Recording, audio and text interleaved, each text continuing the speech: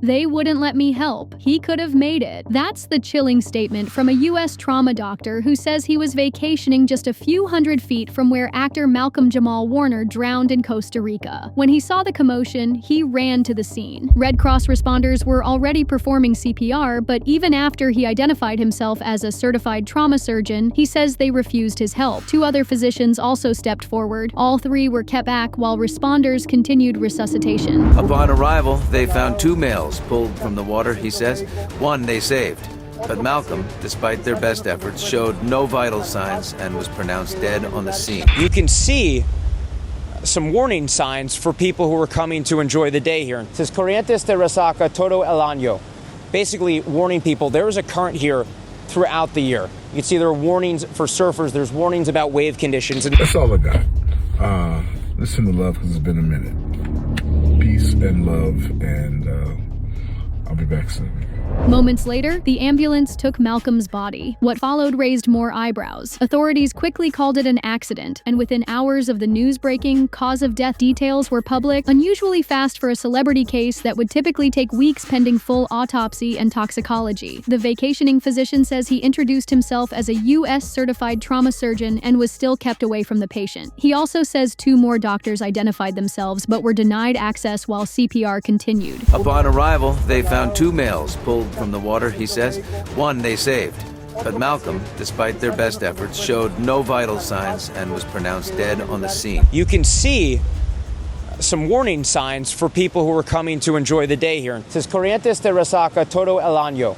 Basically warning people there is a current here throughout the year. You can see there are warnings for surfers. There's warnings about wave conditions. He described rough seas and a sparsely populated beach, details that match local conditions reported that day. Early reports framed this as a father saving his 8-year-old daughter from a rip current. Then officials clarified the daughter wasn't in the water. She was onshore and safe. A second adult appeared in the narrative, first described as a stranger who tried to help, then as a friend swimming with Malcolm. He was said to be in critical condition, but was discharged within roughly a day. So, which is it? A rescue attempt on a child or two adults caught in a rip current while the child remained on shore? Why does the status of the second swimmer shift from critical to stable so quickly? And why hasn't his identity been made public? This happened at Playa Grande de Cocal, Playa Cocals in Limon Province, a coastline known for dangerous rip currents. Locals warn it's not a safe swim beach, especially for kids, and lifeguards were not on duty that day, according to local accounts. It can be very dangerous. Carl Collar lives near the Caribbean beach where the actor lost his life.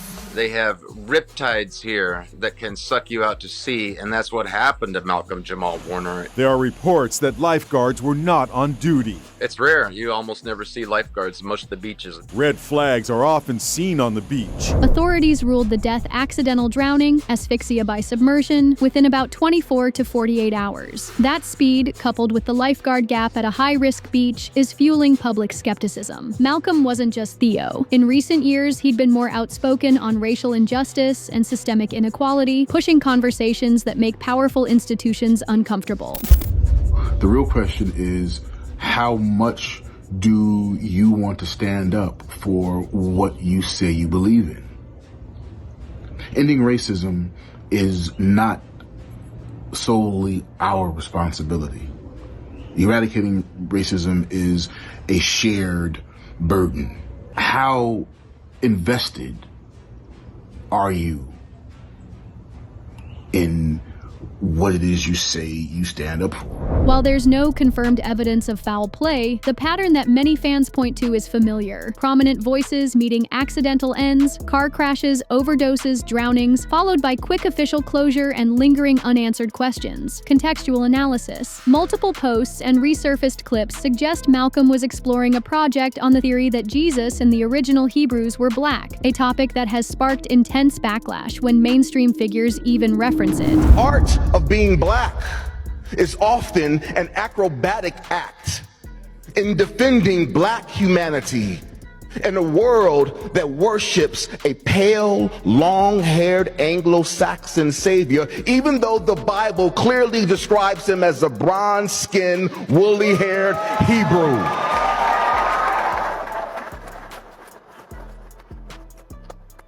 And revisionist history continues right before our very eyes each time the importance of black lives is denied. Biblical descriptors like hair like wool and feet like burnt brass, along with geography, have been used by some scholars and religious communities to argue for African lineage, a view long marginalized in mainstream media. Consider the Kyrie Irving episode in 2022. Simply sharing a link to a film espousing related claims triggered fierce media policy backlash and a suspension. And tonight, NBA superstar Kyrie Irving, who plays for the Brooklyn Nets, is suspended for at least 5 games without pay.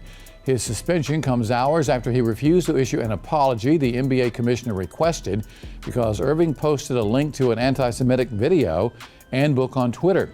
The Nets say Irving is currently unfit to be associated with the basketball team. This doesn't prove a connection to Malcolm's death, but it underscores why a documentary probing this narrative could attract powerful opposition. Contextual analysis. Confirmed by authorities. Accidental drowning at Cocos Playa Grande. Cause listed as asphyxia by submersion. Clarified later. His daughter was on shore. A second adult survived. Confusion remains. Shifting accounts about who was in the water and the role, identity of the second swimmer. Swift, critical, discharge timeline. On-scene tensions. A vacationing doctor says he and 2 other physicians were blocked from assisting. Risky setting. Cocos Playa Grande is notoriously hazardous with rip currents and no lifeguards reported on duty that day. Whether this was a tragic confluence of rip currents and response breakdowns, or something more. The timeline discrepancies, the mysterious second swimmer, the blocked doctors, and the rapid closure continue to raise legitimate questions that deserve transparent answers. If you believe this deserves deeper scrutiny, don't let it get buried. Like the video to boost visibility, subscribe, and turn on notifications so we can keep investigating, and drop your take in the comments. Do the facts add up to an accident, or do you see red flags that need real answers?